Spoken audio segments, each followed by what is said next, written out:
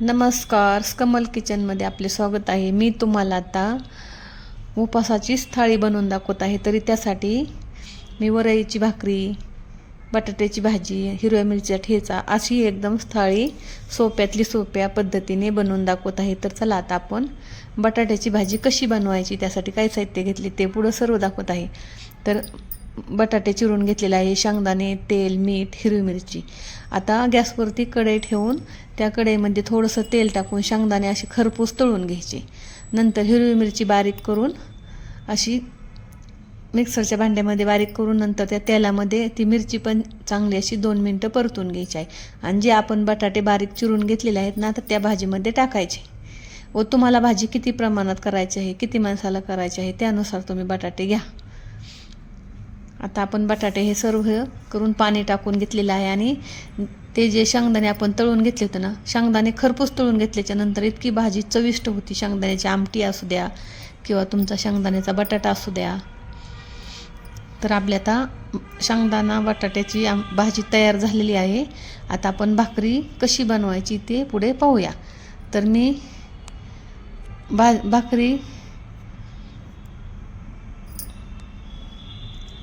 भाकरी बनवण्यासाठी असं पीठ एकदम चांगलं मळून घेतलेलं आहे.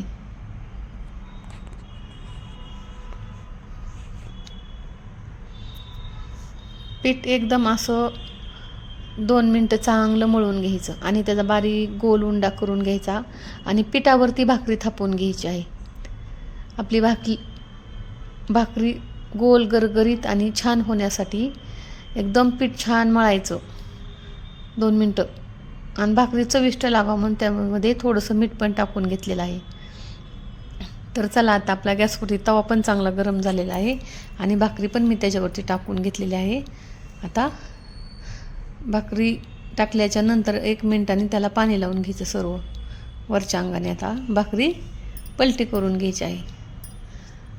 एकदम छान आणि लुसलुशीत मऊ अशी एकदम चपातीसारखी होणारी वरईची, म्हणजे वरई आणि साबुदाणा दोन्ही मिक्स करून दळून आणलेले हे पीठ तयार करून घेतलेलं आहे.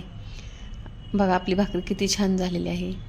तुम्ही गॅसवरती भाजा किंवा तव्यावरती, मी तव्यावरती भाकरी आता एकदम अशी हे टाकून घेतलेली आहे. आणि पाहू शकता तुम्ही किती छान पांढरी शुभ्र भाकरी तयार झालेली आहे.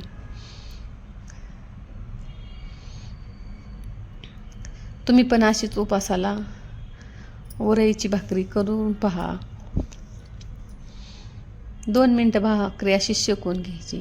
गॅसवरती शक्यतो मी भाकरी भाजत नाही, तव्यावरतीच पूर्ण अशी पालती टाकून भाकरी भाजून घ्यायची आहे. तर चला आता आपली भाकरी एकदम व्यवस्थित भाजलेली आहे.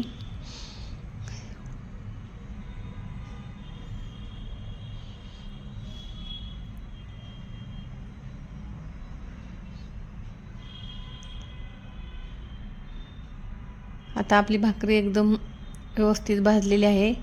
तर चला आपल्या व्हिडिओला लाईक करा, शेअर करा आणि सबस्क्राईब करा.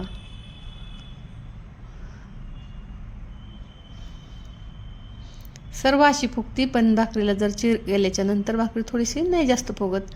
पण बघा आपली भाकरी किती छान तयार झालेली आहे.